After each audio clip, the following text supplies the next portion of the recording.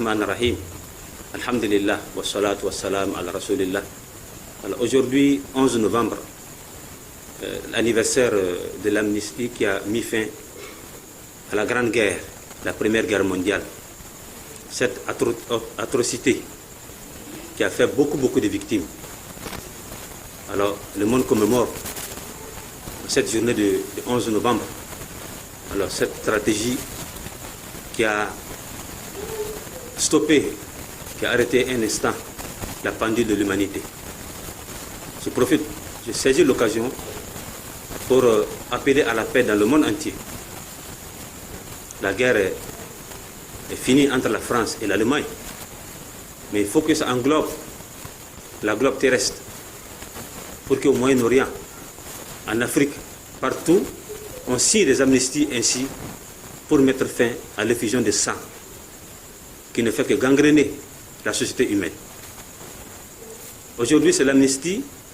J'ai saisi l'occasion pour dire à tous ceux qui ont pris les armes de les déposer, car nous sommes tous des frères, émanant d'une seule famille, la famille d'Adam et de Ève.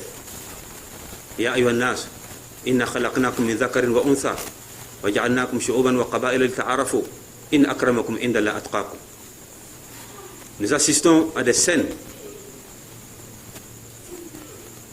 odieuses partout dans le monde, les victimes des troisième mandat, partout dans le monde, précisément en Afrique, la modification des constitutions pour perdurer, rester éternellement au pouvoir. Ça ne fait que faire des victimes.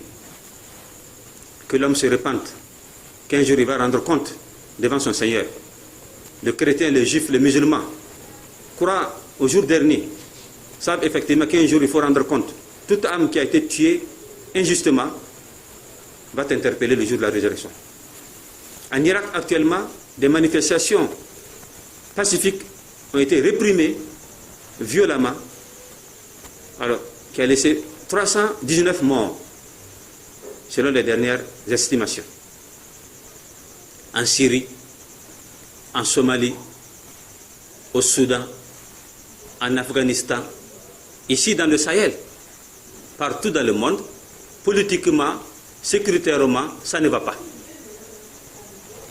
Ceux qui ont pris les armes contre leur propre pays, contre des innocents, je les appelle aujourd'hui à profiter de cette occasion pour déposer les armes, pour fraterniser avec l'homme, être en communion avec l'homme, pour qu'effectivement l'humanité puisse vivre en paix et que nos pays respectifs alors puissent vivre en paix.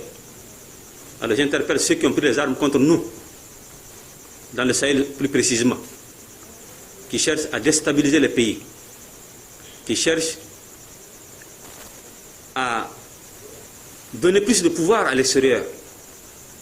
Parce que quand on déstabilise un pouvoir central, c'est permettre à l'extérieur, aux forces étrangères de venir davantage s'installer chez nous et propager leurs mensonges, leur religion, leurs mœurs, leurs coutumes, leur langue, et piller nos ressources, et nous diviser davantage, alors que nous avons besoin d'une Afrique unie.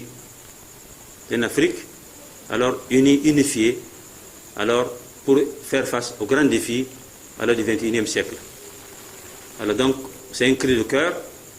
J'ai pris à Allah subhanahu wa ta'ala de pacifier nos pays et de donner bon cœur à ceux, effectivement, qui ont la soif, qui ont l'avidité et qui ont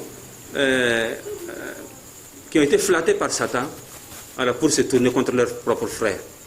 J'interpelle tout le monde à saisir la belle occasion du 11 novembre alors pour déposer les armes et fraterniser ensemble pour devenir une seule famille et un seul homme.